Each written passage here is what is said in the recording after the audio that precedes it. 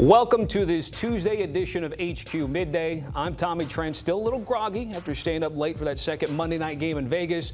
Hope you're all good, especially those on the East Coast. We know West Coasters always feeling good. Victories by the Buccaneers and Chargers. That's 10 teams who are off to a 2-0 start. Worth repeating on this show, since the expanded playoff in 2020, teams that start 2-0 get to the playoffs nearly 80% of the time.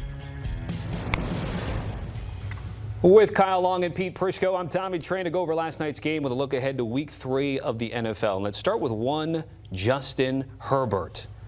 Tied for third shortest odds to win the MVP after his team 2-0 against division rivals. Pete, I'll start with you. There was once a time there was a conversation of Justin Herbert or Tua Tagovailoa. Right now, Justin Herbert. Wow. Beyond that, and then some in 2025. And you know, he's always been a really good quarterback, but he hasn't won in the playoffs. And when you don't win in the playoffs, the criticism comes. And so he's got to win a playoff game. I've always thought he was one of the better quarterbacks in this league. Nobody, and I don't think anybody, throws a better pass when you're watching the game. Every single game with Justin Herbert, you come away and go, at least three throws, you go, oh my gosh, oh my gosh, oh my gosh. That's how good he is. But there's always the but. You got to win in the playoffs. And right now, he's playing great football. The receivers are doing a good job. They're not really running the ball, which is what they really want to do. But I think they've played to the strengths early in the season. I don't know if that's what they want to do anymore, Pete. Okay, because well, that's Harbaugh, though. With trust me. Part of Jim Harbaugh is like, we could run it 60 times. The quarterback's just kind of keeping everybody together. But in this offense, that guy right there launching the ball downfield outside the numbers to a wide open Quentin Johnson. And by the way, good on Quentin Johnson for catching the football this season. Yeah. That's as dangerous a quarterback as there exists in the National Football League. And you watched him put the Chiefs to bed the other night on a break of contain, sliding out and getting to triple zeros. You see him last night in prime time, delivering balls down the field. It feels like, no, this is a passing team. This is a Justin Herbert team. Whatever way we can make Justin Herbert the most dangerous version of himself week in, week out, whether it's standing in the pocket, delivering passes, breaking contain, and being the Clydesdale out in space, which we've all seen and appreciated. But to your point, we have yet to see what version of the Chargers shows up when the rubber meets the road in the playoffs. And that's what we're all going to be anxiously waiting to see, because he will put up MVP numbers all season long. By the way, we're sitting here saying they're a passing team now. We might say that, and we might prefer that. And if it was me, I would be that way if I were the coach of that team. But I still think in the back of their mind, Jim Harbaugh is going to go to what he knows and what he thinks can win. And eventually he's going to have to start running the football. You know that's what he wants to do. Greg Roman always just run the football, and he ran it at Stanford. He had Andrew Luck. He ran it at Stanford. He ran it in the NFL. He ran it at Michigan. He will run it eventually with this team as well. You run the football to get to the pass. Right. And why don't we just start with the pass, Tommy? I'm with you. You could do it. We cut out the middleman. Yeah. We agree on that, by the way. But at least through first two games of the season, they've shown that they can throw it around, which last year they were more conservative. Then in the playoff game when they needed to throw, that's when they got exposed. And Justin Herbert had arguably, easily his worst game of the season in the playoffs there. Okay, so we're nice to see what the Chargers are doing off to the same start so far. Little dumbfounded with the Texans right now. I mean, Bobby Slowick, the changeover to Nick Caley there, Kyle here. 9 points and then 19 points. Not exactly what you think from C.J. Stroud, Nico Collins and company for the Houston Texans offense. Well, I would say it would take some time to get things rolling because they've got a lot of new faces there on the offensive line. But part of me's panicking, okay? I had put this team as one of the highest floors in the National Football League in terms of what I expect from this entire football team because of the defense, because of the things that they can show up and do, because of who they have rushing the passer, covering skill players down the field. But the more I watch this thing, I don't know what's going to work for the Houston Texans. And thank God they do have a true X receiver in Nico Collins, a guy in C.J. Stroud who can deliver the football. It gives you a fighting chance, Pete, but I have real concerns about this Houston Texans group, particularly at the offensive line. They're bad on the offensive line. Let's call it out. I mean, they went out and they changed the entire group. Traded Larry Tunsil, a Pro Bowler, for picks. And changed the entire group. I mean, think about that. They have two new guards. They have a new center, a new right tackle, and a new left tackle. Across the board. At least the line they started last night, the one they want to start. I mean, Howard played right tackle. He's played right guard and right tackle. But are they any better? The answer to that question is no. I mean, now they start a rookie left tackle. He's probably going to get better. He's got talent. But right now, they're not any better than they were a year ago. I know you focus on the line with Tank Dell, Christian Kirk. If the skill guys along with Nico, will that help? Let's focus on the quarterback a little bit, too. I mean, when he did have time, he missed throws, and he didn't play very well either. And I think it's all byproduct of the offensive line. His eye level has come down, and he's jumpy and jittery in the pocket. He left at times when there wasn't any pressure, and a lot of times he had to run for his life. It all goes back to the offensive line. If your offensive line isn't good in this league, your team's not going to be good. Period. There's another team in that division who's feeling the same way, but on the other side of the spectrum there with old Indiana Jones. I'm sure we'll get into him later today. Yeah, we will. By the way, you guys both, if memory serves me correct, picked the Texans to win the division. You guys keeping that 2 weeks into the season? I picked the Bucs last night, though. That's a deflection there. I didn't. I'm I a picked the today guy. Texans. Okay. You know, That defense is really sure. good, but you can't win that division with the way that offensive line and that offense is playing. You just can't. Houston first 0-2 start since 2023. They did start 2-0 last season. We'll wait and see how that goes. Coaching hot seat rankings. I heard you have a list, and then you're going to react to that list here. Wow. What do we think of I hate making these hot seat lists, and this is a Pete type thing, which is why I'm glad I got my buddy Pete with me. You know what? I named a couple guys, and Mark, our producer back there, he put together a graphic. We're going to get this thing in a second, but I put together a list of some guys I got some questions about. Okay? And obviously, it starts with Mike McDaniel, and I could give Pete an hour and a half, and he could just scream. I've said like enough about Sam that. Kinison He might be. Hey, by the way, Kyle, he might be gone Thursday. Okay. Well, they got a big one on Thursday. If they get rocked in Buffalo, I think there's a chance. If they get rocked hard enough, it'll be Friday morning because they will have extended it past midnight, the game. Right. Zach Taylor, I'm not quite sure who to point the finger at here, but this isn't a GM who needs to be gone, decision maker who needs to be gone. This is the coach's hot seat. You got Joe Burrow, T. Higgins, Jamar Chase, Trey Hendrickson. How have you not stood up in the meeting and say we have to protect our superhero a little bit on the line of scrimmage? It's almost criminal. I understand the issues on the defensive side of the football. That's what happens. Players are expensive, contracts happen, all that, and you can't pay the offensive line. But how about you prioritize You're offensive putting a line? 2-0 coach on the hot seat right now? I'm just saying, year after year, Joe Burrow finds himself in the training room.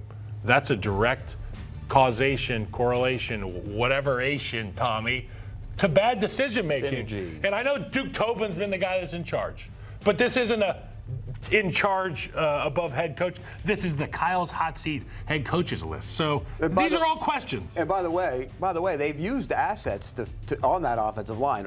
Brown is making a lot of money at left tackle. Mims was a draft Mims pick. was a first-round pick. They went out and spent money on the offensive line. Dylan Fairchild is a rookie guard. He can play. And but they've used assets on that line. They're just not putting it together. Kevin Stefanski. These are good coaches, too. Situation determines your success. I'm thinking maybe I would be doing Kevin Stefanski a favor putting him on this list because maybe there's a team he ends up with and has more success with than the Cleveland Browns. They have 2 first-round picks next year, though. Yeah, well, you know. They get a quarterback. It feels to me like things are not going to be changing soon enough in Cleveland, and I feel bad for guys like Myles Garrett who go out there and dominate every week. And you kind of feel like the light at the end of the tunnel is a train instead of the light of day, Tommy, in Cleveland. The other guy, Dave Canales, obviously it's still in its infancy almost there in Carolina with him and his relationship with Bryce Young. And they hung tough last week against the Cardinals, but you start 0-2, people start having questions about some of these receivers. Xavier Legette, he's on a milk carton. And Brian Daboll, obviously Russell Wilson goes out, throws for 400 yards, and everybody says take Daboll off the list. But Daboll's thing was, I'm going to get to Jackson Dart eventually, and I'm going to show you guys he can play. Russell Wilson hit him with the not so fast, my friend. I can do this thing. Yeah, but he also threw an interception at the end. It was vintage Russ for beautiful 4 game, quarters. and then crunch time comes, and he threw an interception that was awful. And he also threw the stat line from the Giants offense was what the fans envisioned Jackson Dart having. And it was just so funny to me that Russell Wilson went out there and did that against their rivals, the Dallas Cowboys. Look, I never call for anybody to be fired, but I'd say it smells funky in all of these buildings that I just named. If Stefanski's fired, there will be teams that race to go get him right away. Tough division. He's a great coach. I thought the Bears were going to hire him, and then they went and got Ben Johnson. Just to follow up on the Bengals, because they're starting 2-0, but we're having conversations about them, a team that perpetually starts either 0-1, 1-1, 0-2. But Jake Browning, Pete, you don't have any faith that they can weather the storm for 2 to 3 months until Joe Burrow can get back? They could weather a 1-month storm with Jake Browning. They're not weathering a 3-month storm with Jake Browning. If you get to your backup and he's playing longer than 2 or 3 games and you have a franchise quarterback, your team is done. This is a God-honest, 100% true story. When we saw Josh Allen go down the other day, remember he hurt his nose? I was walking out with Jamie Eisenberg, and we were going to watch the games and back into the room to watch the games, and I said, boy, if you have a quarterback like Allen, Burrow, Mahomes, Lamar Jackson, and one of those guys go down, your season's over. And not 30 minutes later, Joe Burrow was down. Their season's over. They're done. Everything they do is predicated on him. And when you have a franchise quarterback, a backup can come in like Jake Browning. Jake Browning won that game the other day, but he threw 3 interceptions. He wasn't any good. But you can weather the storm for about 2-3 games, maybe, not 3 months. It's just not going to happen. Okay, so that's a 2-0 team that both of these guys are not bullish on here to make the postseason. If we flip that and go to an 0-2 team, and history tells us since 2020 with the expanded playoff that it only happens 12% of the time. Again, both of you guys are in similar mind. Pete, the Kansas City Chiefs, do not panic out there at Arrowhead at 0-2. Andy Reid, Patrick Mahomes. Patrick Mahomes, Andy Reid. Don't panic. And the reason I say that, they're going to get their help outside in the passing game. Rice is coming back in a month. You're going to get Worthy back at some point, whether it's this week, next week, whenever, he'll be back. They're a different offense when they don't have the ability to throw the ball down the field. And with the way it's constructed right now, Thornton can get down the field, but does he scare you as a receiver? No, he does not. So I think once you get those guys back, the passing game will get going. We saw they held the Eagles to 200 and something yards the other day. It was a great defensive performance. You should win that game. And oh, by the way, Mr. Kelsey, yeah, you got to catch the damn ball, buddy. I know there's a lot going on in your life, but football right now is a focus too. You got to catch the football. You ever caught the goal line? I'm not going to point across the table and say that, I'm not supposed to do that. I haven't played tight end. I would imagine that's hard to do. And I give credit to Pete for keeping the Chiefs in this conversation because I'm of the same thinking as you. As long as Patrick Mahomes is on the field and as long as Big Red has the headset, they're going to be competitive each and every week. I think the issue is this: people have become so accustomed to the Chiefs being that much better than the team across the field. And, even in Madden every year, it's like, you can't pick the Chiefs. They're 93 overall. They're not a 93 overall team. But they still have the best guy at quarterback, which gives them a chance every week. And like you said, the reinforcements will be arriving soon at the receiver position. Some more explosion, some more health. It'll be really good for this football team. Did you just make an excuse for Travis Kelce? I love Travis Kelce. I know you do. Tough. I've seen great player, Hall of Famer. I've seen Travis Kelce do some things now. Catch the damn ball.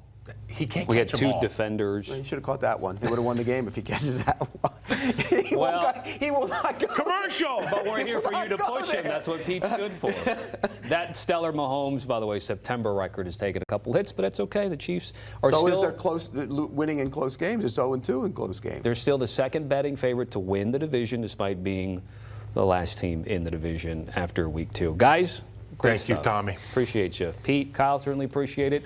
They're going throwbacks this week on the NFL Today.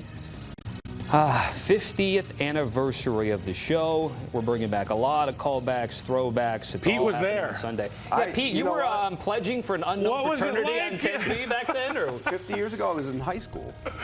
But I do remember the show and watched it. It was religiously. I watched it. It was you'll great. see snippets of that this weekend. Yep.